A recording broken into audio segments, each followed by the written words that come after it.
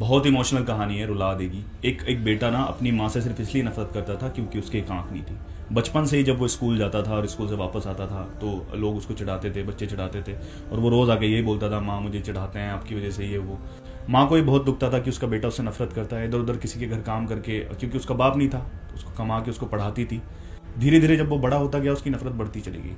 फिर वो बड़ा हुआ और पढ़ने के लिए बाहर शहर चला गया।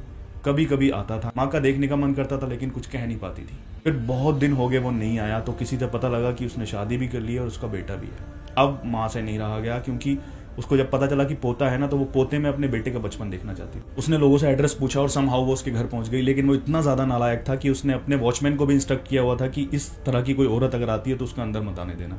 उसने बहुत कोशिश की लेकिन उसने अंदर नहीं जाने दिया। एक दो दिन वो इधर उधर रही और फिर एक लेटर लिख के वॉचमैन को दे आई कि अपने सांप को दे देना। वापस गाँव आ गई।